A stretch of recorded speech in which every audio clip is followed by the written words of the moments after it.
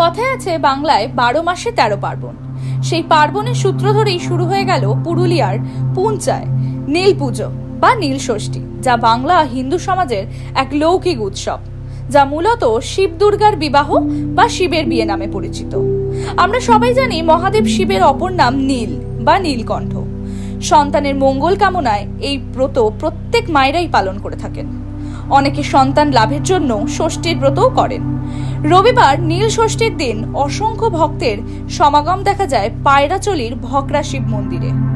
অসংখ্য ভক্ত পুণ্যার্থী দণ্ডি দিয়ে মন্দির পর্যন্ত আসেন। ভক্তদের মনস্কামনা পূরণ করেন দেবাদিদেব মহাদেব। এদিন দণ্ডি কেটে এই মন্দিরে ঢুকেছেন অসংখ্য ভক্ত। সেই চিত্র দেখা গেল ভকরা শিব মন্দির প্রাঙ্গণে। আসুন শুনে নেওয়া যাক এই উৎসব সম্পর্কে ভক্তরা কি বলছেন। নমস্কার, আমি বুদ্ধদেব প্রামাণিক। আমি একজন ভক্ত। প্রতি বছর এখানে আমি ডন্ডি দিই। এখানে দেখতে পাচ্ছেন সকাল থেকে ডন্ডির লাইন পড়ে গেছে, আর যত বেলা বাড়বে তত প্রচুর ভক্তের সমাগম হবে। এখানে প্রচুর মহিলা পুজো করতে আসেন, মহিলা পুরুষ নির্বিশেষে সবাই পুজো করতে আসেন। এখানে প্রচুর মেলার মতো ভিড় জমে যাবে। আর আজকে কালকে দুদিন মেলা হবে। আজকে রাতে ছৌ নাচও হয়, প্রতি বছর রাত্রেবেলায় ছৌ নাচ হয়। আর এখানে প্রচুর প্রচুর ভক্ত সমাগম হয়। আগে কম কম হতো, ছোটোর সময় দেখতাম, এখন কিন্তু প্রচুর বেড়েছে এবং পূজা পাশাও ভালো হয়। আর ডন্ডির লাইন তো দেখতেই পাচ্ছেন, সকাল থেকে ভোর 3টা থেকে শুরু হয়ে গেছে। ডন্ডি প্রায় 10টা 11টা পর্যন্ত চলবে এইভাবেই। ঠাকুরদার আমল থেকে আমরা দেখে আসছি, ছোটোবেলা থেকে। আমার নিয়ার অ্যাবাউট 62 ইয়ার্স এজ হলো, তো এইভাবে দেখে আসছি। পূর্ব ব্যাপারটা আমরা অতটা ভালো করে জিজ্ঞাসা করি না, তো পরম্পরা পূজা করে আসছি এটা জানি। আর বহু পূর্বে আমাদের জ্ঞানের বহু আগে, মানে আমাদের বাপ কাকারা এই বাড়িটা পাকা বাড়ি স্থানীয় ভক্তদের মাধ্যমে তৈরি করেছিল ডোনেট ফান্ড করে। আর তার আগে একটা মাটির বাড়ি ছিল। তো মাটির বাড়ি আগে বছরে এই খড়ফড় দিয়ে ছাইতো, আর দিয়ে আবার ঝড়ে উড়িয়ে নিয়ে যায়, আবার খড়ফড় দিয়ে এইভাবে চলছিল। তো পরবর্তীকালে পাকা বাড়ি এইভাবে করলো। তাতে এখন দিনের পর দিন ভক্ত সমাগম বাড়ছে। হ্যাঁ, আগে এত লোকটা হতো না, হয়তো 2-4 হাজার হতো। আজকে তো আমাদের 10-15 হাজার লোক পেরিয়ে যাবে। আর ওই শিব যে লিঙ্গ, এটা মাটির নিচে, অনেক নিচে, এবং এটা সেই প্রত্নতাত্ত্বিক আমলের। শোনা যায় যে ছোট্ট একটি লিঙ্গ, মোটামুটি 2.5-3 ইঞ্চি 4 ইঞ্চি এরকম। এইভাবে পূজা হয়ে আসছে।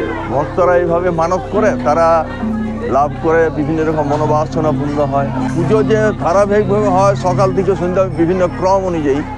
রাত্রেবেলায় হোম যাগযজ্ঞ, সতী পূজা, এবং এই দণ্ডি, ওই যে দণ্ড একটা লম্বা ডাং দিয়ে ওই বাজনা বাজিয়ে বাজিয়ে নিয়ে যাবে। ওই গোসাইদের গোসাইরা এখানে মানে গোসাইরা এখানে জমিদার, তাদের অধীনে এই মন্দিরটা। তাদের বাড়িতে আরও শিব আছে, সেখানকে নিয়ে যায় সন্ধ্যাবেলায়। আমরা সব নিয়ে যাই। আবার বাদ্য সহকারে, ভক্ত সহকারে সব নৃত্য করতে করতে আবার রাত্রিবেলায় আবার ফিরে আসবে। যে ভোর রাত্রিবেলায় হোম যাগযজ্ঞ পূজা হবে। সকালবেলায় আবার ওই যে ছাগ বলি হয় এখানে। হ্যাঁ, অর্থাৎ 100-200-250 ছাগ বলি হয়। হ্যাঁ, মনস্কামনা। এটা এরা নিজে নিজে মানত করে বিভিন্ন রকম। কেউ শারীরিক আরোগ্য, কেউ সংসারে সুখ শান্তি সমৃদ্ধি কামনায়।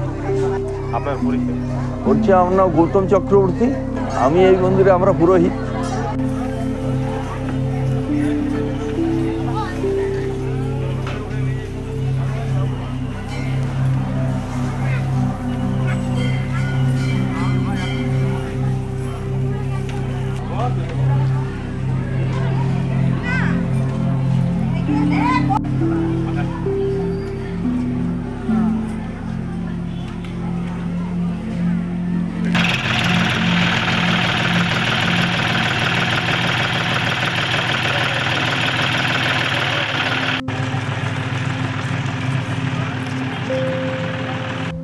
টাইমস নাও খবর।